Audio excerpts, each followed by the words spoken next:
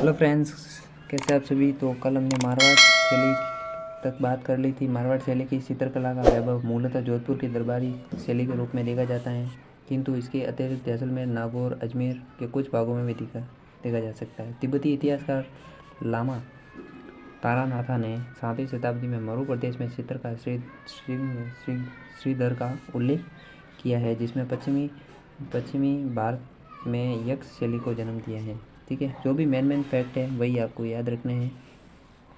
जोधपुर शैली की बात करते हैं कि मारवाड़ में कला संस्कृति को नवीन परिवेश देने का श्रेय मालदेव को जाता है।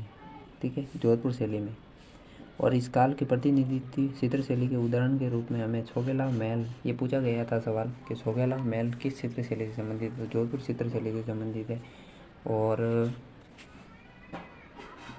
तथा चित्रित उत्तराध्ययन सूत्रों से प्राप्त होते हैं। ठीक है, सन 1614 में लिखित चित्रित भागवत मेवाड़ और मारवाड़ की अनेक विशेषताओं से युक्त है। सन 1623 में कलाकार वीरजी भाटी द्वारा पाली के प्रसिद्ध वीर पुरुष विठलदास चंपावत के लिए रागमाला चित्रावली चित्रित हुई थी। लघु चित्रों से ये आपको याद नहीं रखना है, ये देख लो। जोधपुर शैली में एक मोड़ किसका आता है? जसवंत सिंह का। जसवंत सिंह के समय आया था।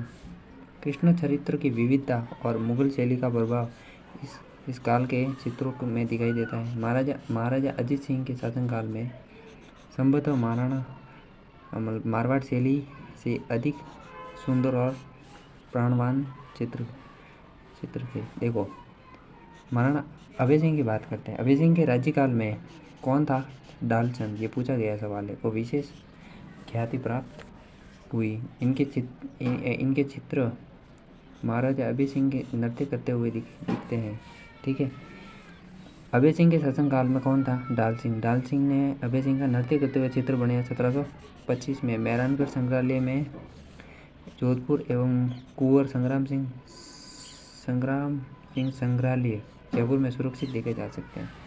महाराजा मान सिंह का कार्यकाल 1803 से 1843 में मारवाड़ की चित्रकला को सर्वोत्कर्ष तक पहुंचा है। नाथ संप्रदाय के अनुयायी महाराजा ने नाथों से संबंधित असंख्य चित्र बनाए थे। इस समय के प्रमुख चित्रकार अमरदास भाटी, दाना भाटी, शंकरदास, माधवदास, रामदास भाटी, शिवदास आदि थे। दाना भाटी द्वारा निर्मित चित्रों में मारवाड़ का चित्रण परंपराओं का उत्कृष्ट देखा जा सकता है। ठीक है, मारवाड़ चित्र शैली में विशेषता क्या क्या है ये भी देखनी है। मारवाड़ जोधपुर शैली में विषयों में प्रेम का व्याख्यान किया गया है।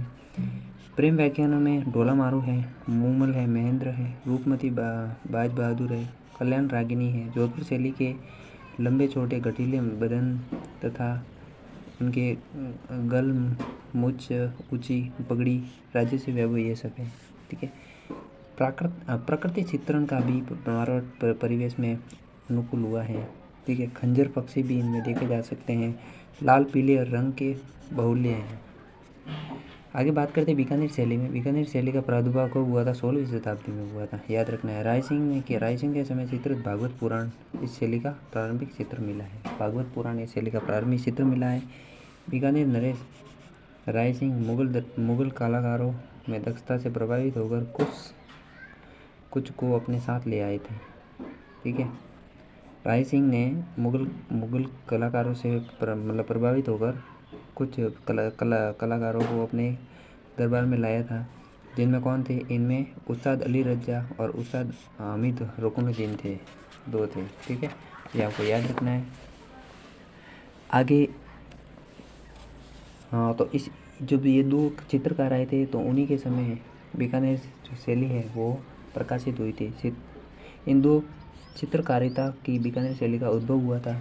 यह दो परिवारों का चित्रकला का विशेष प्रभाव है। मथेरण परिवार पारंपरिक जैन मिश्रित राजस्थानी शैली से चित्र बनने में सिद्धस्त था और मुगल दरबार में उस्ता परिवार मुगल शैली के चित्र बनाने में कुशल था और इस परिवार में ऊँट की खाल पर सोने का चित्रण करके उस्ता कला विकसित हुई थी। अकबर के समय अपने दरबार में इन उस्ता कलाकारों को सम्मान स्थान प्रदान हुआ था। ठीक है, बीकानेर शैली का विशुद्ध रूप अनूप सिंह के समय देखा गया था। किसके समय? अनूप सिंह के समय देखा जा सकता है। और इसमें प्रसिद्ध चित्रकार कौन थे? कलाकारों में रामलाल, अली रजा, हसन प्रमुख चित्रकार थे।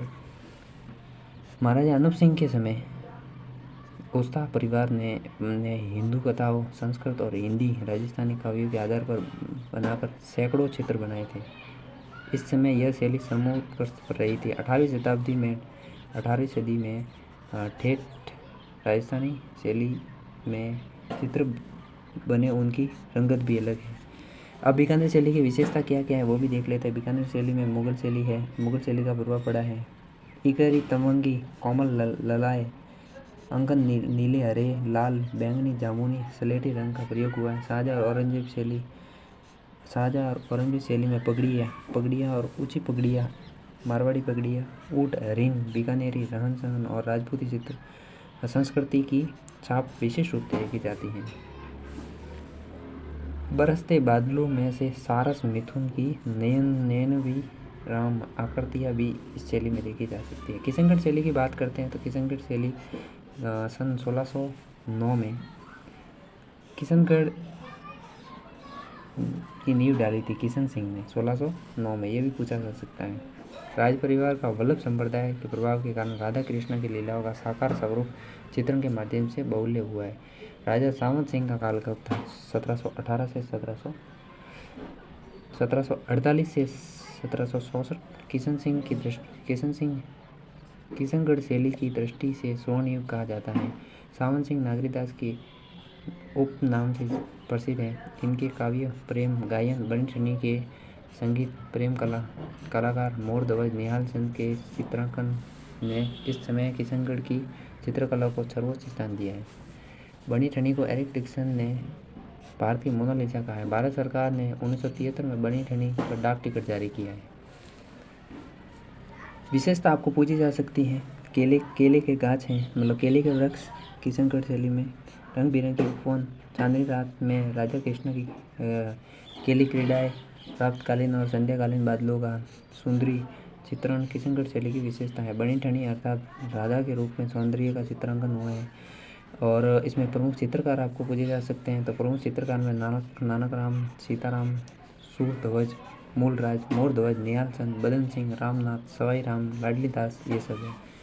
अजमेर चित्र शैली में इतना इम्पोर्टेंट नहीं है, लेकिन आप याद कर सकते हैं। तो आप ये भिणाएँ हैं, सावसर है, आपके सावर है, मसूदा है, जूनिया है जैसे ठिकाने में चित्रण की परंपराओं में अजमेर शैली का विकास हुआ।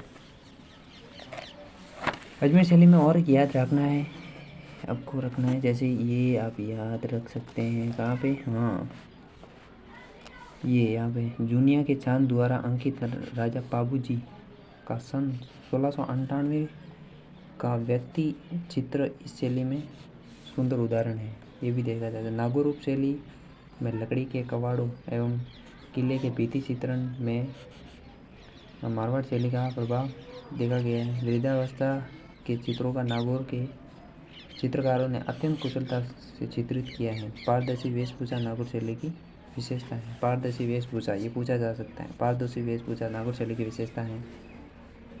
जैसलमेर शैली का विकास मुख्य रूप से महारावल, हर्राव, आके सिंह और मूलराज के संरक्षण में आया था। मूमल जो है वो जैसलमेर शैली का प्रमुख चित्र है। जैसलमेर शैली एक प्रमुख विशेषता है यह है कि जैसलमेर शैली की प्रमुख विशेषता है कि यह मुगल और जोधपुर शैली के प्रभाव में नहीं है, एकदम स्थानीय है। जोधपुर के दक्षिण में स्थित गोड़वाड़ भूखंड खानेराव पर ठिकाना रहा है। ठीक है। आड़ती चित्र शैली की बात कर लेते हैं। तो आड़ती चित्र शैली में क्या क्या इंपॉर्टेंट है? राव शत्रुसाल के काल में इस शैली का विकास हुआ था। राव शत्रुसाल ने रंग महल बनाया था। सुंदर भित्ति चित्रों के लिए विश्व प्रसिद्ध है। भाव सिंह द्वारा अपने पुत्र अनिरुद्ध सिंह ने मुगल शासकों के निर्देशों ने दक्षिण भारत में युद्धों में भाग लिया था, जिससे बूंदी शैली में दक्षिण शैली का प्रभाव सम्मिलित हुआ था। चित्रशाला का निर्माण किसने करवाया था? उमेद सिंह ने करवाया था। पूछा जा सकता है बूंदी में चित्रशाला का निर्माण किसने कराया था? उमेद सिंह ने करवाया था। ठीक है। तो छत्रसाल ने क्या करवाया था? रंग महल का निर्माण कराया था। ठीक है।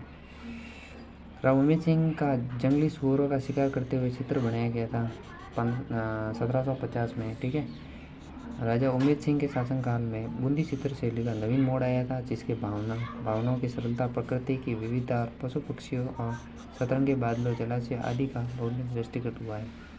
हरे भरे वृक्ष हैं, इसमें नाचते हुए मोर है, कालीबाज दिखाते वानर, पहाड़ों की तलहटी है।